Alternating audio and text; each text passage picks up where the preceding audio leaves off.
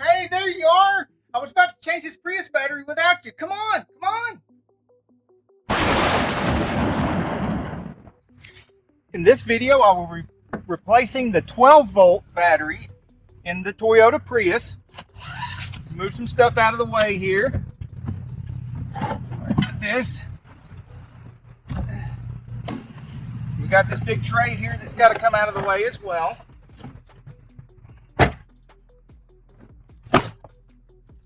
And then there's another cover right here. This is the big high voltage battery. Don't be touching on it, playing with it. Don't put your coffee on it. Don't throw water on it. Don't mess with this unless you're going to be doing some work on the car. And then when you do, you take that loose and pull it all the way out. That's a whole nother video though, which is in my Prius repair playlist. Let me give you a better view of this 12-volt battery. Now this whole thing can be done with a 10mm wrench. You could probably even do it with a pair of pliers. There's a bolt here, a nut here. You gotta take that nut loose, take that nut loose. But before you do any of that, do yourself a favor. Find your way to the front of the car, and I'm using the Genius Boost GB70. You probably don't need that much power, but I want to make sure I don't lose any of my presets. I've got the negative on the shock tower over here. All right, the positive connects, you'll see a little red cover right there. Flip that up, and then there's a connector right there. Don't touch it with your 10mm wrench. Put the positive on that to give positive power to that. Make sure it's actually touching the metal. Turn your power source on. And if you have another car battery or something that you know has power in it, you could just set it beside the car and use jumper cables. And there's, at the end of the video, I'm going to show you a couple of very small, compact, much cheaper than this, devices you can use to keep alive that computer and all your presets. Okay, well that's keeping everything alive and on. Now, you can use power tools for these little bolts right here, but I wouldn't recommend using any right here. And oh, and this cover right here's got to come off. See what it looks like? These just go into there and there. So the nut comes off. Don't mess with this sensor right here. And don't throw your wrench way down in there. Sometimes there's water down in there. And if you do find water in there, you might want to clean out the drain hole that's down there. You don't want water in your battery tray.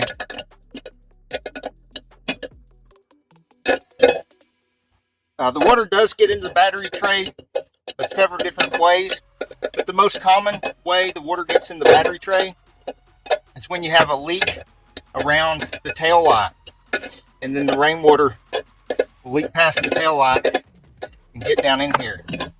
Also, if the car has ever been wrecked before in the rear, then there could be water intrusion at some of the metal seams here that didn't used to have a leak. There's also a little vent thing back here to vent air from the battery tray, because you don't want gases from either the 12-volt battery or the high voltage battery building up in here. There's also a fan that cools off the high voltage battery, and it's pulling air from inside the car in front of the back seat and pushing that air out into this part of the rear, and that air needs to escape to the outside. So it's going out this vent right here to the outside. So if you ever back down into water, or if there's a flood or anything, and it gets up to a little bit more than halfway on the wheels on the outside, it's going to come pouring into this thing. So it's time to take the cables loose. You don't have to take these nuts all the way off. You just got to loosen them. Loosen this one. Don't bridge the gap with your wrench. This one's not long enough, but there are longer wrenches. You don't want to bridge that gap. Then there's a little vent right here. Needs to come loose. Set that aside. And now, this particular battery right here is an Autocraft, and it happens to have a little handle right here. You just pull that right on up out of there. And there is the vent I was telling you about. The vent thing. Okay, so before putting the next battery in here, make sure that that little sensor is not going to get crushed. Put the battery in there. Yes, you're welcome to comment in the comments that this is not a new battery. I'm just doing this to be able to show you guys how to replace a battery. I don't actually need a battery in this car. All right, put the positive back on. Or on the new battery, whichever be the case. Double check and make sure that can't. It is wiggling a little bit, so it's not quite tight enough. So I'm going to go another 1/8 of a turn. That's got it. Okay. Let's do the same thing with the negative. Put it on there. Get the nut snug. All right, that feels kind of snug. Let's see if it'll move. Yeah, it will move a little bit if you really pull on it. So let's go another 1/8 of a turn. Well, not quite an 1/8 of a turn. Yep, still moving. Let's back that up a little bit. Make sure I've got it pushed down all the way. 1/8 and 1/8. Oh yeah, that's good and snug. Good and snug now. Do not want to over tighten these things. They are kind of delicate. All right, that first hole is not the right hole. You can see because this doesn't line up. Got to go to that second hole right there. I still have these in my hand. Bolt goes down here. And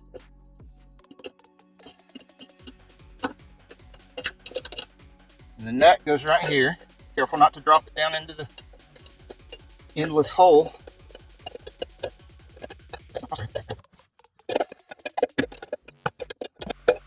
Now this one will turn and turn and turn forever. If you keep turning this thing forever, you can bend the bracket right here or crack the battery right there. You don't want to do that. So what I like to do is turn this until I don't have any space between the nut and the bracket, and I no longer have any space between the bracket and the battery. Right now it's pretty obvious. There's still just a little bit of space. Not much. Getting there. Pretty close. It's another reason you don't want to use power tools for putting things together.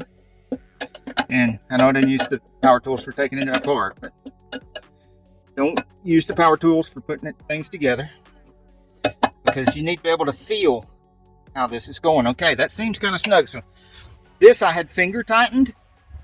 Now I'm going to put the last bit of tightening on it with the wrench, and that should be enough to have both this bolt tight and this bracket tight against the battery. And it is. Look, it's so firm it won't wiggle around anymore. And you get the tiny bit of wiggle right there. So let's give that about 1/8 of a turn. There we go. The sensor's still okay. Both battery terminals are on there and tight. They won't turn. The vent is on. Push that down. Don't forget to put this little cover on. And it's got this tab that goes in the hole right here. And this one that goes in the hole right here. This stuff is weak. You may have to reach behind there and give it a little help. Make sure. There we go. Oh, I messed that up. Look how I messed that up. See, these have to go in there first. Just slip up. In there first. Put it down in the hole. There we go. Okay, it's in there nice and snug. Double check it because I can't see it real well. I don't have the angle that y'all do. So I have to feel of it to make sure it's in there right. Okay, we can see that the Genius Boost is still going. So we know we've had power to the car the whole time. I'm going to turn that off. Take the leads loose. Going to cover this, put this little red cover back on here, and then put the fuse box cover back over the fuse box. It clips into place. This goes in first, and it has this little tang right here. It sticks in a hole.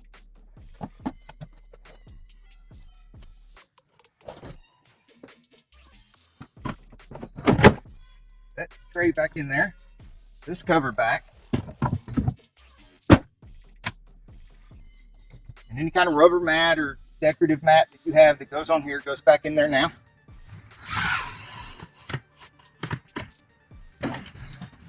And look, did not lose my information on the trip meter. Let's see if, yep, radio presets are still there. We don't want that copyrighted music on the YouTube though. They take all the YouTube money. And I'm not talking about the artists, I'm talking about the recording studios. Take all your YouTube money. Now, job well done. I think we deserve a sip of coffee. Hey, if you like this video, we've got a whole lot more. We've got full reviews, we've got repair videos, we've got show car videos, hot rods, mod rods, you name it. If it's got wheels on it and an engine, probably on this channel. Subscribe, like, it's what Zane Auto. It's what Zane Auto.